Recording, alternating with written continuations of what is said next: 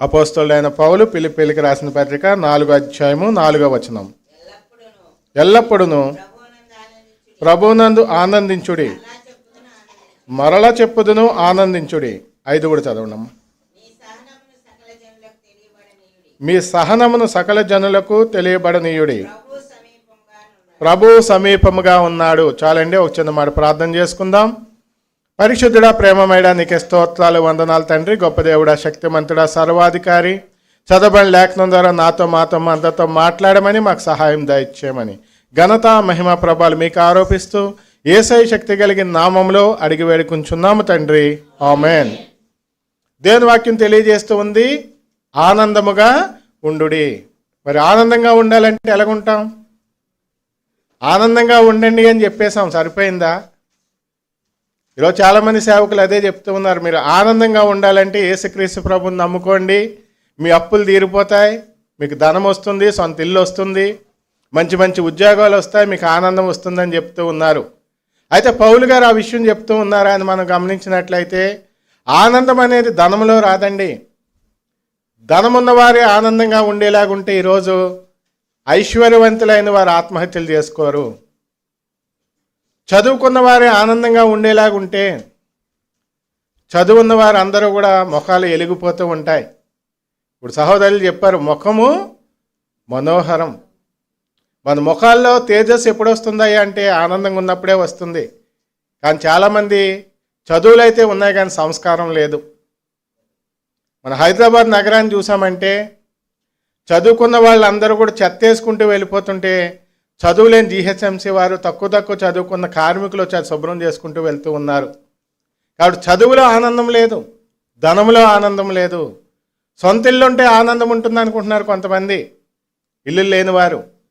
కానీ సొంత ఇల్లు ఉన్నా కూడా ఆనందం లేదు. అయితే పౌలు గారు ఇక్కడ చెప్తూ ఉన్నారు, ఎటువంటి పరిస్థితిలో ఉండి చెప్తున్నారయ్యా ఆయన అని మనం చూసినట్లయితే, ఆయన కష్ట నష్టాలు గుండా వెళ్తూ ఉన్నా కూడా ఆయన అంటున్నారు కదా, మీరు ఆనందముగా ఉండండి. ఆనందంగా ఎవరైతే ఉంటారో వారి ముఖాలకు తేజస్సు వస్తుంది. మనం చాలాసార్లు పాటలు పాడుతూ ఉంటాం, నీ ముఖము మనోహరమని. మనం నీకు ముఖము మనోహరమని మనం పాటలు పాడుతుంటే యేసుక్రీస్తు ప్రభు అంటారు కదా, సంగమా లేదంటే సంఘస్థులారా, మీ ముఖాలే మనోహరం అంటారు. పరమగీతం చూడండి, అలా మూలవాక్యంలో దేవుడి గురించి మనం అన్నది లేదు, దేవుడే మన గురించే అన్న మాటలు రాయబడి ఉన్నాయి. చూడండి, పరమగీతము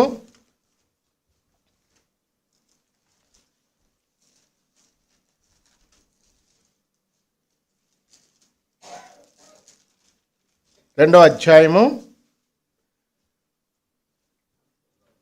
14వ వచనం. బండసందుల్లో ఎగురు నా పావురమా, పేటు బీడలను ఆశ్రయించు నా పావురమా, నీ స్వరము మధురము, నీ ముఖము మనోహరము, నీ ముఖము నాకు కనబడనిమ్ము, నీ స్వరము నాకు వినబడనిమ్ము. దేవుని స్తోత్రం, హల్లెలూయా. ఎంత గొప్ప మాట చూడండి. సాధారణంగా నీ ముఖము మనోహరమని మనం పాటలు పాడతాం, కానీ దేవుడు ఇక్కడ ఏమంటున్నాడు, మీ ముఖాలే మనోహరంగా ఉన్నాయి. ఇప్పుడు మనం పాట పాడాం, నీ స్వరము వినిపించు ప్రభువా, కానీ దేవుడు ఏమంటున్నాడు, సంగమా నీ స్వరం నేను వినాలి, నీ స్వరము నాకు వినబడనిమ్ము. ఎంత ఘనత ఇచ్చాడండి మనకు. అయితే ఈరోజు ముఖాలు మనోహరంగా ఉండడం లేదు. ఆ రోజు మోషే మొహము వెలిగిపోయినట్లుగా ఈరోజు మన ముఖాలు వెలగడం లేదు. కారణం ఏంటంటే ప్రతి ఒక్కరికి ఆనందం లేదు. క్రైస్తవ జీవితం అంటే ఆనందంతో ఉండాలి, కానీ క్రైస్తవ జీవితంలో ఆనందం లేదు. నీవు నేను మనం ఆనందంగా ఉండడమే గొప్ప సాక్ష్యము. కానీ ఈరోజు క్రైస్తవులు ఆనందంగా లేరు. కాబట్టి ఈరోజు మతోన్మాదులు అనేక మంది క్రైస్తవం అంటే ఇలాగే ఉంటుంది, ఏడుపుగొట్టు ముఖాలతో ఉంటారని వారు భ్రమపడుతూ అనేకులకు తెలియజేస్తూ ఉన్నారు. కానీ జాగ్రత్తగా గమనించండి, క్రైస్తవులు ఎప్పుడు కూడా సంతోషంగా ఉండాలి. సంతోషంగా ఉండాలంటే మనం ఆలోచించుకోవాలి. ఒకసారి ఒక దైవ సేవకుడు డెఫ్ అండ్ డమ్ అంటారు, అంటే మూగవారు చెమిటివారు, వారి మధ్యలో సేవ చేస్తూ ఉన్నాడట. సేవ చేస్తూ ఒకరోజు క్లాత్ చెప్తూ వారిని అందరినీ కూర్చోబెట్టి దేవుని ప్రేమను గురించి వారిని వివరిస్తూ ఆ సేవకుడు వారిని ఒక మాట అడిగాడట, దేవుడే ప్రేమ కలిగిన వాడైతే మరి మీకు నోరు చెవులు ఎందుకు పనిచేయడం లేదు? నేను మాట్లాడుతున్నాను, నేను వింటున్నాను, మరి మీరు ఎందుకు వెళ్ళబోతున్నారు అని అడగగానే అక్కడ కూర్చున్న విద్యార్థుల ముఖాలన్నీ కూడా పాలిపోయినాయట. అవును కదా, ఆయనలాగా మేము ఎందుకు లేము. ఈలోపు అక్కడ ఒక అమ్మాయి లేచి వచ్చి ఒక చాక్ పీస్ తీసుకుని బోర్డు మీద రాసిందట. ప్రకటన గ్రంథం 4:11 అనుకుంటుంటుంది, దేవా నీ చిత్తము చప్పున జరుగుతున్నది, అది అలాగే జరగనిమ్ము. చూడండి, ప్రకటన గ్రంథము 4:11 చివరిలో ఉంటుంది, నీ చిత్తమును బట్టి అవి ఉండెను. మా మాటను తీసుకుని రాసిందట, నీ చిత్తాన్ని బట్టే ఇది ఉంది, నీ చిత్తాన్ని బట్టే జరుగుతుంది, అది అలాగే ఉండనిమ్ము అందట. ఈ మాట ప్రతి క్రైస్తవుడు చాలా జాగ్రత్తగా గమనించాలి. ఇదో టీవీ ప్రసంగికులు లేదంటే ఎక్కువ ఆశీర్వాదాల కోసం బోధించేవారు మీ కష్టాలు పోవాలంటే మీకు అన్నీ రావాలి అని చెప్తున్నారు. కానీ పౌలు గారు అలా చెప్పడం లేదు. పౌలు గారు ఏం చెప్తున్నారో మనం చూద్దాం. ఈరోజు పాటలు పాడారు కాబట్టి మీకు చాలామందికి అర్థమైపోయి ఉంటుంది. మనం మొట్టమొదటిగా పాడాం. ఆ పాటను ఎంతమంది ధ్యానిస్తూ పాడారు? ఏమున్నా లేకున్నా నీ యందు ఆనందిస్తాను. చాలా ఆనందంగా పాడేస్తాం, కానీ అందులో మర్మాన్ని గమనించాలి. దేవుడు మనకు ఏక మనసును దయచేశాడు. అందుకే మీరు గమనించినట్లయితే డేవిడ్ గారు చెప్పినా, నేను చెప్పినా, సునీల్ బ్రదర్ గారు చెప్పినా, ఎవరు చెప్పినా మన అన్నీ ఒకటే మాటలు ఉంటాయి. ఎందుకంటే మనం నమ్మే సిద్ధాంతం ఒకటే కాబట్టి. మనం ఆశీర్వాదాల వెంట పరుగులు పెట్టాం, కానీ ఆశీర్వాదాలు మన వెంట పరుగులు పెడతాయి. ఏదో ఉందని చెప్పి సంగతులు బట్టి మనం సంతోషించాం. ఏమున్నా లేకపోయినా రక్షకుడు మాకున్నాడని సంతోషిస్తాం. అందుకే పౌలు గారు అంటున్నారు, మరి అదే పత్రిక తీయండి, ఫిలిప్పీలకు రాసిన పత్రిక 4:11-12 నాకు కొదువ కలిగినందున నేను ఇలాగూ చెప్పుటలేదు, నేనే స్థితిలో ఉన్నాను ఆ స్థితిలో సంతృప్తి కలిగి ఉండ నేర్చుకుని ఉన్నాను. దీన స్థితిలో ఉండ నెరుగుదను, సంపన్న స్థితిలో ఉండ నెరుగుదను, ప్రతి విషయములోను అన్ని కార్యముల్లోనూ కడుపు నిండి ఉండుటకును, ఆకలిగొని ఉండుటకును, సమృద్ధి కలిగి ఉండుటకును, లేమిలో ఉండుటకును నేర్చుకుని ఉన్నాను. చాలండి. ప్రతి క్రైస్తవుడు కూడా లేమిలో ఉన్నా, కలిమిలో ఉన్నా, కలిమిలో ఉండడం పాపమని కాదండి.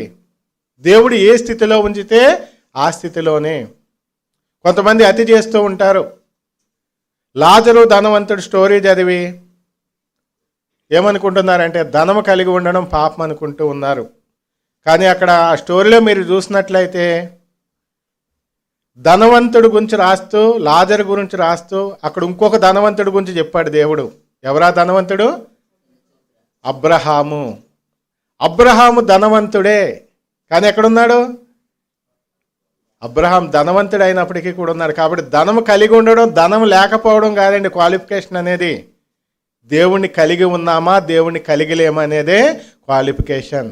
అక్కడ ధనవంతుడు తన ఇష్టానుసారంగా జీవించాడు కాబట్టి నరకానికి వెళ్ళాడు, అంతేగాని ధనం ఉన్నందుకు నరకానికి వెళ్ళలేదు.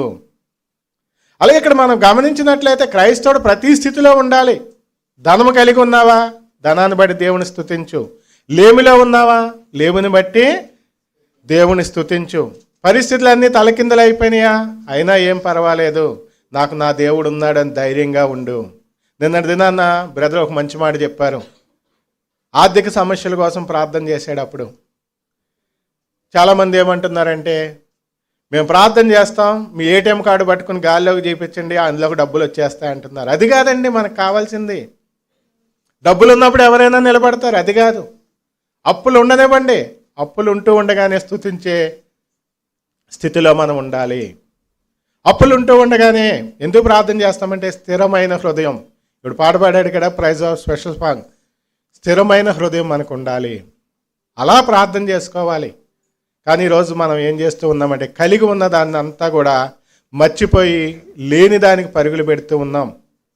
నా చిన్నప్పుడు ఒక సామెత చెప్పేవారు, ఈ మాఘమాసం వస్తున్నప్పుడు మేఘాలు స్టార్ట్ అవుతాయి కదా, ఆ మేఘాలను చూసి ఒక ఆమె కుండలో నీళ్ళన్నీ దిమ్మరించుకుందంట.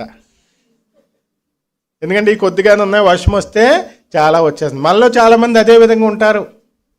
ఆ విధంగా ఉండొద్దు క్రైస్తవులు ఎప్పుడు కూడా. ఏదుందో దాన్ని బట్టి సంతృప్తి కలిగి ఉండాలి. రేపటి దినం దేవుడు ఇచ్చాడనుకోండి, దాన్ని బట్టి స్తోత్రం, ఇవ్వకపోయినా నష్టం లేదు. కానీ ఈరోజు పౌలు గారు అన్నట్లుగా నేనే స్థితిలో ఉన్నానో ఆ స్థితిలోనే సంతృప్తి ఉంటుంది అనే మాటలు మర్చిపోయి చాలామంది లేని దానికోసం పరుగులు పెడుతూ ఉన్నారు. ఒకసారి ఒక దైవ సేవకుడి మాటలు చెప్తూ అన్నాడు, ఒక ఆయన రిటైర్ అయిన ఆయన తన గార్డెన్లో మొక్కలన్నీ వేసుకున్నాడట సంతోషం కోసం. వేసుకున్న తర్వాత వెళ్ళి చూస్తే మర్రి చెట్టు దిగాలుగా ఉందట. వెళ్ళి మర్రి చెట్టు దగ్గరికి వెళ్ళి, ఏంటమ్మా ఇలా దిగాలుగా ఉన్నావు అంటే అందట, ఆ కొబ్బరి చెట్టుని చూడండి ఎంత తిన్నగా అందంగా ఉందో, నా పరిస్థితి ఎక్కడ చూసినా ఒక స్థిరమైన ఇది లేకుండా ఉన్నాను, నన్ను ఎవరు ఇష్టపడతారు, నేను కనుక ఆ కొబ్బరి చెట్టులాగా ఉంటే ఎంత బాగుండు అనుకుందట. అంటే ఈయన అనుకున్నాడట, అంటే కొబ్బరి చెట్టు చాలా సంతోషంగా ఉంటుందేమని కొబ్బరి చెట్టు దగ్గరికి వెళ్తే కొబ్బరి చెట్టు కూడా దిగాలుగా ఉందట. ఏమ్మా కొబ్బరి చెట్టు ఎందుకు దిగాలుగా ఉన్నావంటే, నేను ఇంత పెద్దగా అయ్యాను తప్పితే కానీ చిన్న గులాబీ మొక్క ఉంది అక్కడ, దాని పువ్వులను ఎంతమంది ఇష్టపడుతున్నారో నన్ను ఎవరు ఇష్టపడతలేదు అందట. సరే అని చెప్పి గులాబీ మొక్క దగ్గరికి వెళ్ళాడట, అది దిగాలుగానే ఉందట. ఏమ్మా గులాబీ ఎందుకు దిగాలుగా ఉన్నావంటే అందట, నా పువ్వులు ఎంత అందంగా ఉన్నా కూడా, ఎంత మంచిగా ఉన్నా కూడా ముళ్ళుకు భయపడి చాలామంది రావడం లేదు, ఆ మల్లె పువ్వుని చూడండి ఎంత అందంగా ఉందో అందట.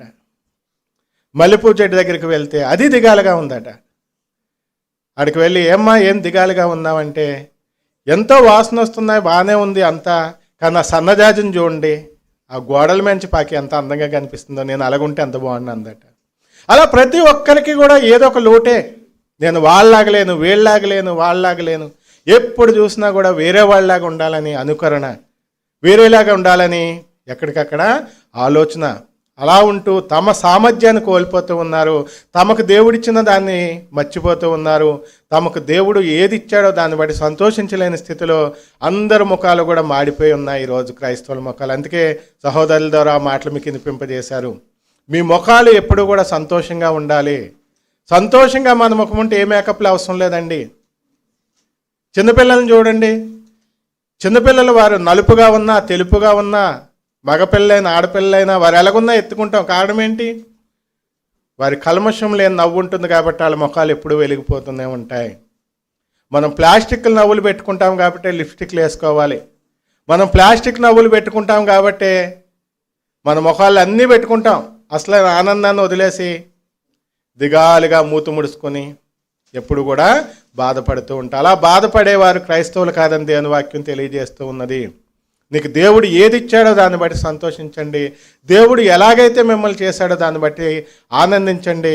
చాలామంది మత్తయి సువార్తలో చెప్పినట్లుగా హైట్ కోసం కూడా బాధపడతారట. మూరుడు ఎక్కువని దేవుడు ఎందుకు అన్నాడు ఆ మాట అంటే, చాలామందికి ఉంది బాధ. నేను కనుక ఇంకొక 2 అడుగులు ఉంటేనా, లేకపోతే నేను కనుక ఇంకొత తెల్లగా ఉంటేనా, నేను కనుక ఇంకా ఇచ్చింది మర్చిపోతున్నాం, లేని దానికోసం పరుగులు పెడుతున్నాం. అందుకే ఈరోజు అనేక కంపెనీలు కోట్లు సంపాదించారు. కోట్ల టర్న్ ఓవర్ ఈరోజు. ఒకప్పుడు స్త్రీలే, ఇప్పుడు పురుషులు కూడా అందరూ కూడా అలాగే లేని దానికోసం ఆరాటపడుతూ పరుగులు పెడుతూ ఉన్నారు. ఉదాహరణకి స్త్రీల విషయం తీసుకున్నట్లయితే స్త్రీలకు ఒక సమస్య ఉంటుంది. ఆ సమస్య ఏంటంటే, ఎక్కడికన్నా ఫంక్షన్కి వెళ్దామంటే సరైన చీర కనిపించదు. సరే కదా, ఏదో ఒక చీర కొనుక్కుందామంటే బీరువాలో పెట్టుకునే ప్లేస్ ఉండదు. అంటే ఎన్ని చీరలు ఉన్నా కూడా మనకు ఇంకొకటి కావాలి. ఆ రకంగా మనం ప్రతి ఒక్కరము కూడా ఏం చేస్తున్నామంటే అసంతృప్తితో ఉంటున్నాం. దేవుని వాక్యం ఏం తెలియజేస్తుంది? నీకు ఏది ఉంటే దాంతోనే సంతృప్తి కలిగి ఉండు. ఈ పిల్లలు ఉన్నారు, చదువుకునే పిల్లలు, వీళ్ళకి కూడా ఏదైనా ఫంక్షన్ అయింది అనుకోండి, ఖచ్చితంగా మాకు కొత్త బట్టలు వేసుకునే ఫంక్షన్కి వెళ్ళాలనుకుంటా, తప్పేం లేదు. కానీ లేకపోతే దాని మీదే మనసు పెట్టొద్దు. ఎందుకంటే అబ్దుల్ కలాం గారికి 4 జతల బట్టలు ఉండేవట. ఆయన ఏ రోజు వాటి మీద ధ్యాస పెట్టలేదు. జయలలిత గారికి 300 చెప్పులు ఉన్నాయట. దాంతో ఆమె సుఖించింది ఏమీ లేదు. కాబట్టి మనకు ఉన్నదాంతో తృప్తి కలిగి ఉంటే ఎప్పుడైనా మనం సంతోషంగానే ఉంటాము. లేదు దాని వెనక పరిగెడితే ఎప్పుడు అసంతృప్తితోనే ఉంటాం. ఎప్పుడూ ఆనందాన్ని పోగొట్టుకునే ఉంటాం. ఎప్పుడూ లేని దానికోసం పరిగెట్టి ఊహల్లో బతికే వారు ఎక్కువ ఆత్మహత్యలు చేసుకుంటారని ఒక సర్వేలో తేలింది. కాబట్టి ప్రియులారా, దేవుని వాక్యం తెలియజేస్తూ ఉన్నది. ఈరోజు చాలామంది సేవకులు మరుగున పరిచేశారు. సేవకులు ఏమని చెప్తున్నారంటే, మీకు ఇది ఇస్తాడు అది ఇస్తాడు సంతోషం వస్తుంది అంటున్నారు. కానీ పౌలు గారు చెప్తున్నారు, ఏమని చెప్తున్నారంటే, నీకు ఏది ఉన్నా లేకపోయినా నువ్వు సంతోషంగా ఉండడం నేర్చుకోవాలి. సంతోషం అనేది ఉండడం లేదండి. ఒక యవనస్తుడు వాళ్ళ డాడీ వెనకాల పడ్డా, డాడీ నాకు బైక్ కొను, నేను కాలేజీలో జాయిన్ అయ్యాను, ఇంజనీరింగ్కి వెళ్ళే వాళ్ళు ప్రతి ఒక్కరూ బైక్ వేసుకొస్తున్నారంటే ఆయన బైక్ కొనలేని స్థితిలో ఉన్నాడు. జరిగిందేనండి. ఎంతో ఇబ్బంది పడి అప్పు చేసి బైక్ కొనిచ్చాడు. అది కూడా మామూలుగా బైక్ కాదు, ఎక్కువ సీసీ ఉన్న బైకే, అంటే పెట్రోల్ కూడా రాదు అది. కానీ కుర్రోడు కోసం కొనిచ్చాడు. కొనిచ్చి ఉదయం కొన్నాడు, సాయంత్రం ఇంటి దగ్గర నా కొడుకు వచ్చి ఎలా రియాక్ట్ అవుతాడని ఆయన రిహార్సల్. డాడీ ఎంత మంచి బైక్ కొన్నావు డాడీ, నీ రుణం నేను తీర్చుకోలేను డాడీ అంటే, అదేముందిరా పోనీలేరా అందామని ఆయన రిహార్సల్ వేసుకుంటే ఆడు వాడిపోయిన ముఖంతో దిగాలుగా వచ్చాడు. ఎరా బండి నచ్చలేదంటే, బండి బాగుంది డాడీ. మరి ఏమైందిరా అంటే, మా ఫ్రెండ్ బుల్లెట్ తెచ్చాడు డాడీ ఈరోజు. సంవత్సరం నుంచి వెంటబడుతున్నాడు, నాకు బండి కొను బండి కొను బండి కొను అని. ఆయన చిన్న పని చేసుకుంటూ కష్టకాలంలో ఉంటూ అప్పు చేసి ఒక బైక్ కొనిస్తే ఈ కుర్రవాడికి ఆనందం లేదు, యవనస్తుడికి సంతోషం లేదు. కారణం ఏంటంటే, నా దగ్గర ఏమున్నది అనేది కాదు, ఎదుటి వాళ్ళ దగ్గర ఏమున్నది. ఒక ఆయన అన్నాడు కదా, మనిషి ఆకలితో పరిగెట్టినందు రోజులు కూడా సంతోషంగానే ఉన్నాడంటండి. ఎందుకంటే ఎప్పుడైతే కడుపు నిండిందో చాలు అనుకున్నాడు. కానీ ఈరోజు మనిషి ఆశలు వెనక పరిగెడుతూ ఉన్నాడు. ఆశలు వెనక పరిగెట్టే మనిషి ఏ రోజు ఆశ తీరదు. ఎందుకంటే ఇది వచ్చిందంటే ఇంకోటి కావాలి, అది వచ్చిందంటే ఇంకోటి, అడి ఆశలు అయిపోయి ఆ వ్యక్తి ఎప్పటికప్పుడు దుఃఖంలోనే ఉంటున్నాడు. ఎంత ఉన్నా కూడా ఈరోజు మనిషి సంతోషంగా లేకపోవడం కారణం ఏంటంటే, తృప్తి అనేది లేదు. నీ దగ్గర ధనం ఉన్నా, నీ దగ్గర ఇల్లున్నా, ఏదున్నా కూడా నీకు తృప్తిగా లేకపోతే సంతోషం అనేది ఎప్పటికీ రాదండి. ఒకప్పుడు ఒక్కటే గది ఉన్నా కూడా సంతోషించేవారు. కానీ ఈరోజు మనిషికి ఒక గది ఉన్నా కూడా సంతోషం లేదు. కారణం ఏంటంటే తృప్తి లేదు. ఇల్లు మొదలు పెట్టారంటే 30 లక్షలు ఇంటికి అయిందంటే 15 లక్షలు దాంట్లో ఉన్న సౌకర్యాలకే చేసుకుంటూ ఉన్నారు. సరే చేసుకున్నా, సంతోషిస్తున్నారా అంటే సంతోషం లేదు. మానవునికి సంతోషం లేకపోవడం కారణం ఇదే, తృప్తి లేకపోవడమే. ఈరోజు చదువుకునే పిల్లల దగ్గర కూడా నేను చూస్తూ ఉంటాను, 90 మార్కులు వచ్చినోడు సంతోషంగా లేడు, 95 మార్కులు వచ్చినోడు సంతోషంగా లేడు. ఏమైందయ్యా అంటే ఏదో కారణాలు చెప్తారు. ఎన్ని కారణాలు అని చెప్పనివ్వండి. ఇక్కడున్న పిల్లలకి మనం చదువుకోండి అని ఎంకరేజ్ చెప్తాం తప్పితే కానీ ఒక విధంగా నిజంగా మీరు ఆలోచించినట్లయితే 1వ తరగతి నుంచి 9వ తరగతి వరకు వచ్చిన మార్కులు ఎక్కడా ఎవరు అడగరు. ఎందుకు పనిచేయవా అంతే చెప్పుకోవడానికి. లేదు నువ్వు స్కూల్ ఫస్ట్ వచ్చావు, నువ్వు ఎక్కడికన్నా ఇంటర్వ్యూకి వెళ్ళిన తర్వాత అడుగుతారా మీ స్కూల్లో ఫస్ట్ వచ్చావా సెకండ్ వచ్చావా? అవసరం లేదు వాళ్ళకి. నీకు వచ్చే మార్కులు కూడా అవసరం లేదు, నీకు ఎంత జ్ఞానం ఉన్నది అన్నది అవసరం. కానీ ఈరోజు పిల్లలు ఏం చేస్తున్నారంటే మార్కులు వెనక పరిగెడుతున్నారు. స్కూల్స్ కూడా అదే చేస్తూ ఉన్నారు, మార్కులు వెనక పరిగెడుతూ ఉన్నారు. ఎన్ని మార్కులు వచ్చినాయి కానీ ఎంత జ్ఞానం ఉందని ఎవరూ చెప్పడం లేదు. అందుకే ఈరోజు అనేక మంది వెనకబడిపోతూ ఉన్నారు. మార్కులు సంపాదిస్తున్నారు కానీ జ్ఞానం ఉండడం లేదు. ఎవరిని నేను కించపరచాలని చెప్పడం లేదు, చిన్నగా చెప్పాలని చెప్పడం లేదు. కానీ సపోజ్ సునీల్ బ్రదర్ గారినే తీసుకుందాం. సునీల్ బ్రదర్ గారి కన్నా వాళ్ళ కుమారుడు ఎక్కువ చదివినా కూడా సునీల్ బ్రదర్ గారికి ఉన్నంత సమయోచిత జ్ఞానము కానీ లేదు అంటే చేయగలిగిన సామర్థ్యం కానీ రాదు. అంతే. ఇప్పుడు నా విషయం తీసుకున్న అంతే, నాకున్న సామర్థ్యం నా పిల్లలకు రాదు. ఎందుకు అంటే చదువులన్నీ కూడా మార్కులు వెంటే పరిగెడుతూ ఉన్నాయి. ఒకప్పుడు 10th క్లాస్లో ఫస్ట్ క్లాస్ వచ్చిందంటే వాడు ఎంతో జ్ఞానవంతుడై ఉండేవాడు. ఇప్పుడు వాళ్ళ పేరు వాళ్ళు కరెక్ట్గా రాసుకుంటూ వస్తే చాలా 60 మార్కులు ఈజీగా వచ్చేస్తున్నాయి. అందుకే సంతోషం లేదు. ఏదైతే ఈజీగా దొరుకుతుందో సంతోషం అనేది గాల్లో కలిసిపోయింది. కాబట్టి ప్రియులారా, చిన్నపిల్లలు మీకు చెప్తూ ఉన్నాను, మార్కుల వెంట పరిగెట్టకండి. చాలామంది ఎగ్జామ్స్ ముందు కూడా తీసేసి చదివేస్తారు, ముక్కును పెట్టుకుని వెళ్ళిపోతారు, తుమ్మేస్తే అయిపోతుంది, మళ్ళీ వచ్చాక గుర్తుండదు. అది కాదండి కావాల్సింది, జ్ఞానం కావాలి. నేను చూస్తూ ఉంటా, రోడ్డు మీద స్కూల్కి వెళ్తుంటే వాళ్ళ డాడీ తీసుకెళ్తుంటే వెనకాల బుక్ చదివేస్తుంటారు బండి మీద కూర్చొని. అవన్నీ అనవసరం అండి, ఎందుకు పని చెయ్యదు. అలా చేస్తున్నారు కాబట్టే ఈరోజు మనుషులకి ఆనందం లేదు. నువ్వు ఫస్ట్ ర్యాంక్ వచ్చావా, థర్డ్ ర్యాంక్ వచ్చావా, సెవెంత్ ర్యాంక్ వచ్చావా అనేది కాదు ముఖ్యం. నువ్వు సంతోషిస్తున్నావా లేదనేది దేవుడు అడుగుతూ ఉన్నాడు. ఆనందించండి. ఆనందించడమే గొప్ప సువార్త. క్రైస్తవ జీవితంలో ఆనందం ఉంటే నువ్వు వేరే ఒకరికి నువ్వు నోటితో సువార్త చెప్పవసరం లేదు. కానీ ఎంత స్థిరంగా ఉన్నారండి వీళ్ళు. వాళ్ళకి ఏమీ లేదు, అయినా ఎందుకు అంత సంతోషంగా ఉన్నారు? ఇప్పుడు నా ఇంటి పక్కనే ఉన్నారనుకోండి, నాది ఒక చిన్న ఇల్లు ఉందనుకుందాం. నేను సంతోషంగా ఉంటే ఆ పక్క వాళ్ళకి ఆశ్చర్యం వేస్తుంది.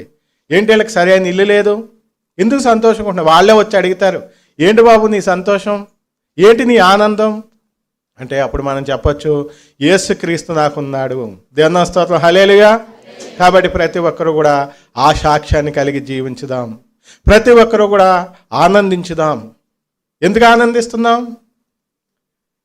మనం ఈరోజు పాటలు పాడుకున్నాం కదా, పాటలు వింటే చాలు, మీరు మెసేజ్ వినక్కలే. చాలాసార్లు చెప్తూ ఉంటాను మీకు, మనం సంగతులను బట్టి కాదు, యేసయ్యను బట్టి సంతోషించే వారం అయి ఉన్నాం. ఇక చివరికి ఒక మాట చెప్పి నేను ముగిస్తాను. కీర్తనల గ్రంథము 36వ కీర్తన 16వ వచనం. 37 అండి, 37:16. క్షమించి 37:16. నీతిమంతుని కలిగింది కొంచెమైనను బహుమంది భక్తిహీనులకున్న ధన సమృద్ధి కంటే శ్రేష్టము. దేవుని వాక్యం తెలియజేస్తుంది, నీతిమంతులకున్నది కొద్దిగా ఉండొచ్చు, ఆ కొద్దిగా ఉన్నదే శ్రేష్టము. భక్తిహీనులకి ఎంత ఉన్నా కూడా అది ఎప్పటికీ కూడా ఎన్నిక కాదు. కాబట్టి ప్రియులారా గమనించండి, నీకు ఎంత ఉన్నది అనేది మనుషులు చూస్తారు, కానీ నీకు ఉన్నది ఎలా ఉన్నది అనేది దేవుడు చూస్తాడు. ఇప్పుడు నేనే ఉన్నాను అనుకోండి, నేను ఉద్యోగం చేస్తూ ఒక 10,000 15,000 సంపాదించాను. లోకంలో నాకు విలువ లేకపోవచ్చు, కానీ నేను లంచాలు తీసుకుని లక్షలు కూడబెట్టాను అనుకోండి, లోకంలో నాకు విలువ ఉండొచ్చు.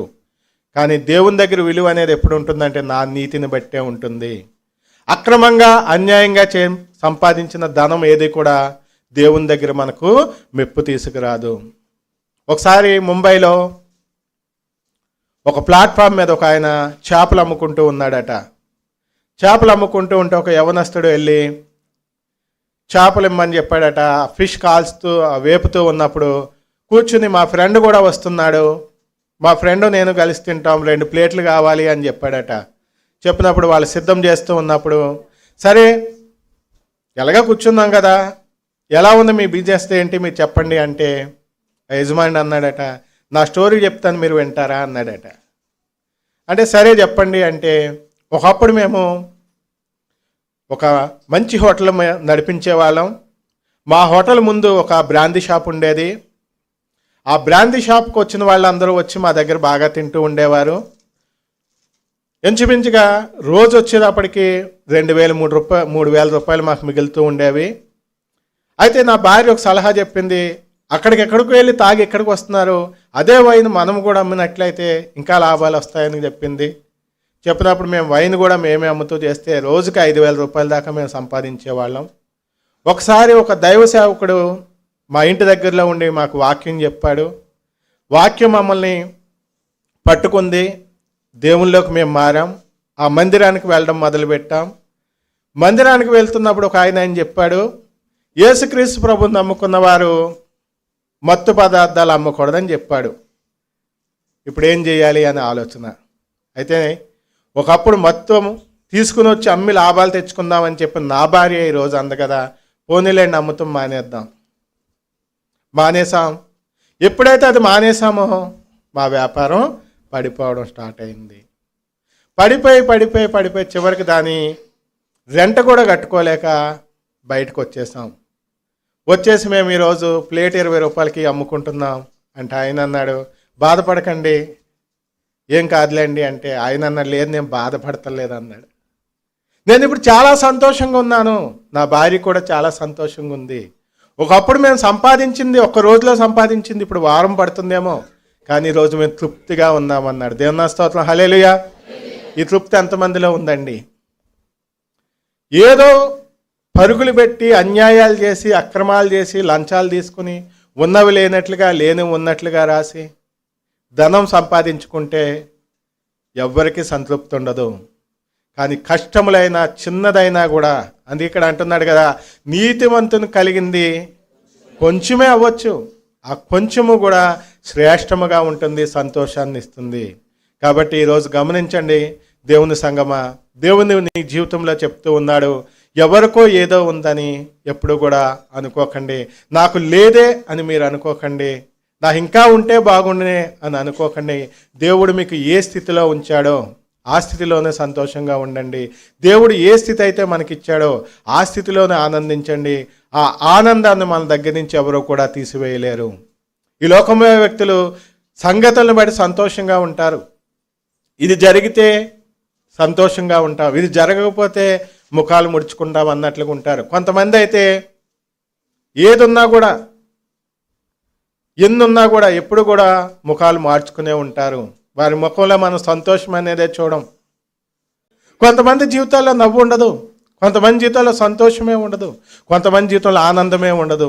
కానీ క్రైస్తవ జీవితం అటువంటిది కాదు. క్రైస్తవ జీవితం ఆనందంతో ఉన్నది. క్రైస్తవ జీవితం ఆనందంగా ఉండాలి. ఈ మాటలు వింటే మీలో ఎంతమంది మేము ఆనందంగా ఉంటాం అని అంటారో, లేదంటే మేము ఆల్రెడీ ఆనందంగానే ఉన్నామండి అంటారో మీరు ధన్యులు. ఎంతమంది అయితే నాది ఏదైనా జరగనివ్వండి నేను సంతోషంగానే ఉన్నానండి అని అంటారో మీరు ధన్యులు. కిందటిసారి డేవిడ్ గారు ఒకసారి తెలియజేశారు, మీకు ఎంతమందికి గుర్తున్నదో.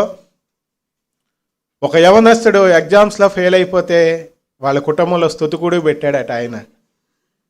అది చెప్పినంత ఈజీ కాదండి, నా వరకు నేను కూడా చేయలేను. చెప్పడం చాలా ఈజీ, కానీ పాటించడం చాలా కష్టం. అంత స్థితిలోకి నేను ఇంక ఎదగలేదు, కానీ నాకున్న దాంట్లో నేను సంతోషంగా ఉండడం మాత్రం నేను ఖచ్చితంగా ఎదిగాను. కాబట్టి ఈ మాటలు మీకు చెప్పగలుగుతున్నాను. ఈ మాటలు వింటున్న మీరు ఎంతమంది సంతోషంగా ఉన్నారు, ఎంతమంది ఆనందంగా ఉన్నారు? అయితే మీరు ఒక మాట అడగొచ్చు, అన్నీ ఉంటే బాగుండండి, ఏమీ లేకుండా ఎలాగుంటారంటే పౌలు గారు చెప్పారు కదా అంటే, పౌలు గారి జీవితం మీద తీసుకోండి. జైల్లో ఉండి ఆయన పత్రికలు రాశాడు. ఆయనకు సొంత ఇల్లు లేదని మనం రోమిలకు రాసిన పత్రిక చివరిలో చూస్తాం. ఆయన అద్దె ఇంట ఉన్నాడట. అద్దె ఇంట ఉండి ఆయన సంతోషంగా ఉన్నాడు. ఆయన జీవితంలో కష్టాలు లేవా? ఒక ఆయన సంతోషంగా ఉన్నాడంటే ఆయన జీవితంలో కష్టాలు లేవని అర్థమా? కాదండి, ఆ కష్టాలు కూడా అతన్ని కదిలించలేకపోతున్నాయని అర్థము. అంత ఇబ్బందులు కూడా అతని చిరునవ్వుని లేదంటే అతని ముఖం మీద ఉన్న ఆనందాన్ని తీసివేయలేకపోతున్నాయని అర్థము. ఈరోజు క్రైస్తవుడుగా క్రైస్తవురాలుగా నీవు ఉన్నావంటే ప్రతి పరిస్థితిలో కూడా దేవుని స్తుతించడం అలవాటు చేసుకోవాలి, దేవుని గణపరచడం అలవాటు చేసుకోవాలి. దేవుడు ఇచ్చిన దాన్ని బట్టి దేవుని సన్నిధిలో మీరు సంతోషంగా ఉన్నట్లయితే మిమ్మల్ని బట్టి వేరే వాళ్ళు యేసుక్రీస్తు ప్రభువుని నమ్ముకుంటారు. ఇక్కడ మనం 3 విషయాలు చదవం చూడండి. పిలిపిలకు రాసిన పత్రికలోకి రండి. మళ్ళీ ఎల్లప్పుడూ ప్రభునందు ఆనందించుడి, మరలా చెప్పుదును ఆనందించుడి. ఆ మొదటి మాట అయిపోయింది. అయితే రెండో మాట అంత చెప్పుకోవసం లేదు, కానీ మీ సహనమును సకల జనులకు తెలియనిడి. సహనం ఎప్పుడు చూపించాలి? ఇంటి నిండా డబ్బులు ఉన్నాయి, అప్పుడు మనం అసలు మోకరిస్తామా? పిల్లోడు ఫీజు కట్టాలంటే ఎప్పటికీ మోకరించాం. ఎందుకు? బీరువా నిండా డబ్బులు ఉన్నాయి, కట్టేస్తాను. తర్వాత నాకు కష్టమే లేదు, ఎప్పుడన్నా నేను తల దించుతానా? తల ఎప్పుడు కూడా పైకి ఎత్తుతాం. చాలామంది అంటూ ఉంటారు కదా, వాడి కళ్ళు ఏ కళ్ళు అండి? ఎవరికి వచ్చినట్టు? రొయ్యకు వచ్చినట్టు నెత్తి మీదకి వచ్చినాయి అంటారు. ఊరికనే రావు, అన్నీ కలిగి ఉంటూ వస్తాయి. కానీ సహనం అనేది ఎప్పుడు తెలుస్తుందంటే నీ జీవితంలో కష్టం వచ్చినప్పుడే తెలుస్తుంది. సహనం అనేది ఎప్పుడు తెలుస్తుందంటే నీ జీవితంలో ఇబ్బంది వచ్చినప్పుడే తెలుస్తుంది. ఓర్పు అనేది ఎప్పుడు తెలుస్తుందంటే మన జీవితంలో సహించలేని కష్టాలు వచ్చినప్పుడే తెలుస్తాయి. ఒక ఆయన అన్నాడు కదా, నీకు ఎక్కువ కష్టాలు వచ్చినప్పుడే నీ బంధువులు ఎవరో నీకు తెలుస్తారు అన్నారు. భార్య భర్తను నమ్మి వస్తుంది, అన్ని సుఖాలు ఉన్నప్పుడు తన క్యారెక్టర్ బయటికి రాదు. కష్టాలు వచ్చినప్పుడు తన ఇబ్బందులు బయటికి, తన నిజస్వరూపం బయటకు వస్తుంది.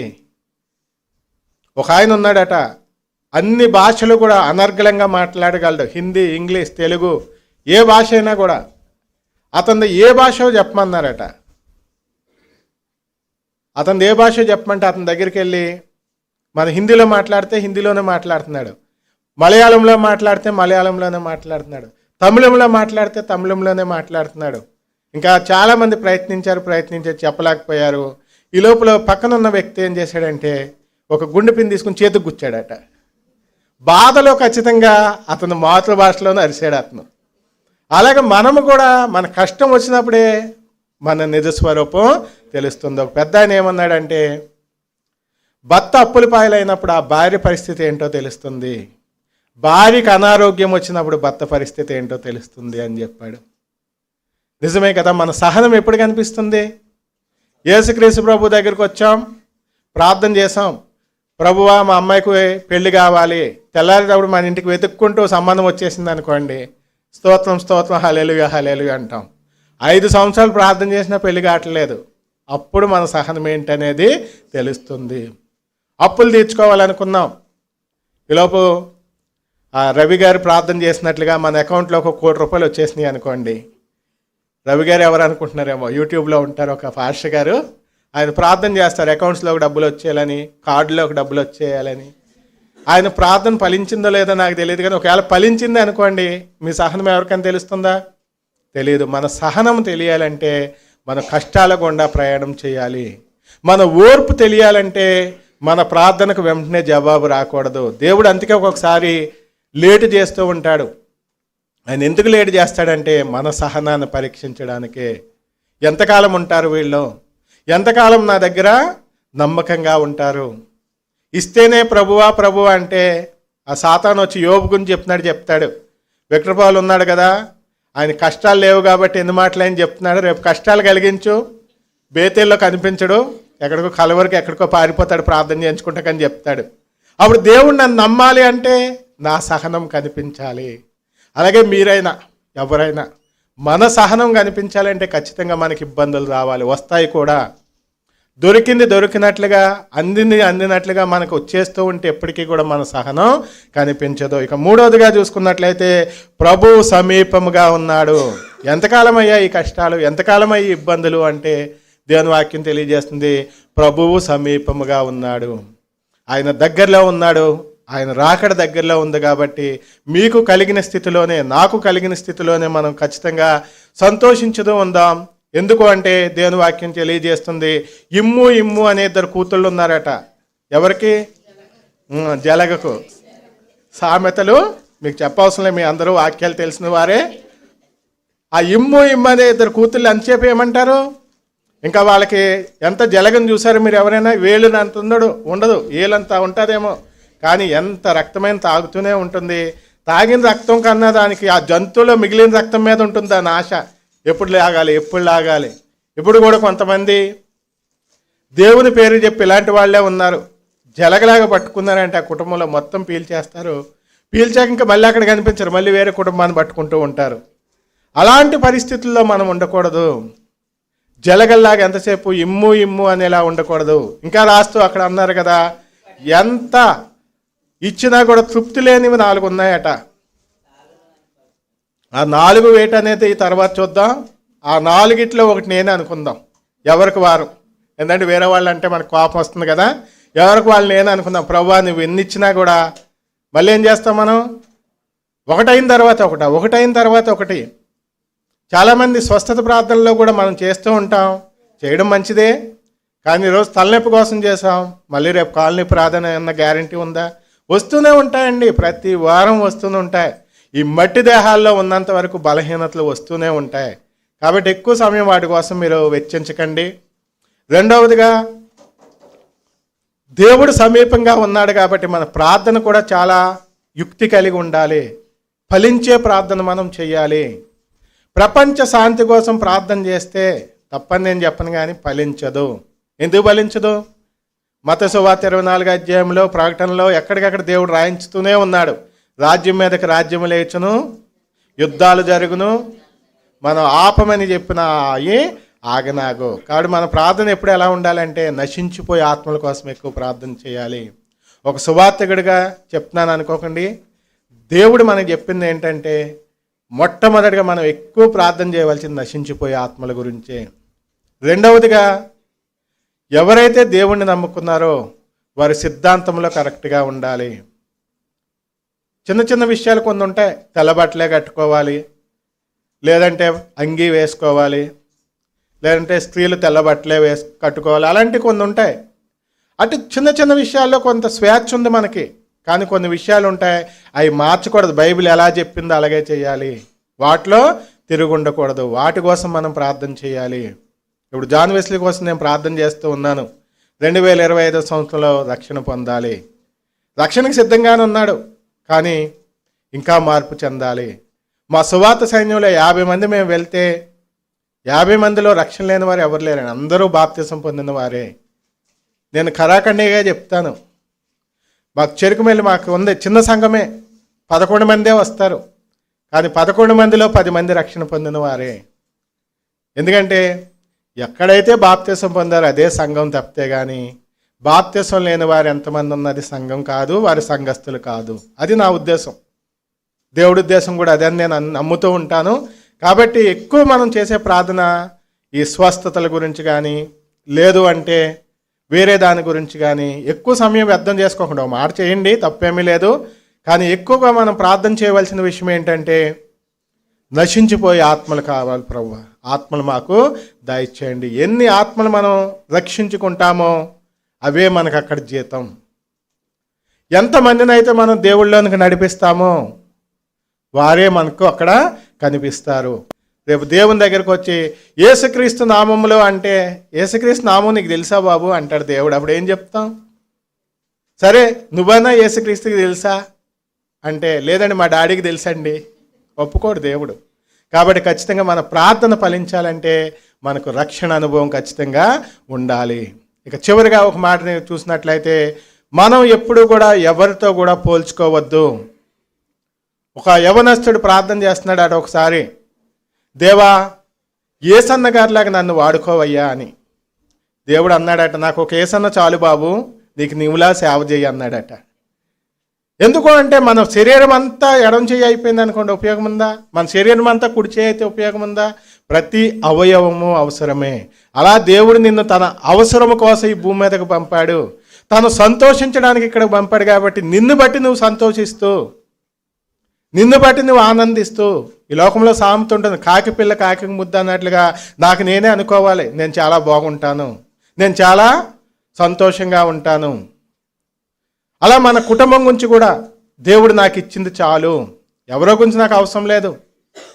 ఎప్పుడైనా కూడా మనం బాధపడుతూ ఉన్నాం అనుకోండి, మీకు అనిపించింది అనుకోండి, అయ్యో ఏంటి నా పరిస్థితి ఇలాగుంది, నాకింత చిన్న జాబ్ ఉంది అనుకుంటే మీరు అనుకోవాలి, జాబ్ లేని వాళ్ళని చూడాలి. ప్రభువా అసలు జాబ్ లేని వాళ్ళతో పోలిస్తే నాకు ఏదో చిన్న జాబ్ ఇచ్చావు కదా, వందనాలు. మీరు పిల్లలకు భోజనం పెట్టేటప్పుడు కూడా పిల్లలు సాధారణ మన ఇళ్ళల్లో అంటారు, నాకు ఇదొద్దు అదొద్దు, నాకు బిర్యానీ కావాలి, లేకపోతే చికెన్ కావాలి, మటన్ కావాలి. వాళ్ళు చూపించండి రోడ్డు మీదకి తీసుకెళ్ళి ఆ పిల్లలకి. వారికి రాత్రి అన్నం దొరికితే దాన్నే కళ్ళకద్దుకుని ప్రార్థన చేసుకుని ప్రభు ఈ ఆహారం ఇచ్చా నీకు వందనాలు అయ్యా అంటారు. అలాగా దొరకని వాళ్ళు సంతృప్తిగా ఉన్నారు, అన్నీ ఉన్న వాళ్ళు ఏమో ఇంకా ఏదో కావాలి, ఇంకా ఏదో కావాలంటూ పరుగులు పెడుతూ ఉన్నారు. మనం ఎప్పుడు కూడా ఆ విధంగా ఉండొద్దు. పెద్దవాళ్ళైనా పిల్లలైనా కూడా సంతృప్తి కలిగి ఉంటే, ఆస్తులు ఉన్నా లేకపోయినా సంతోషంగా ఉంటాం.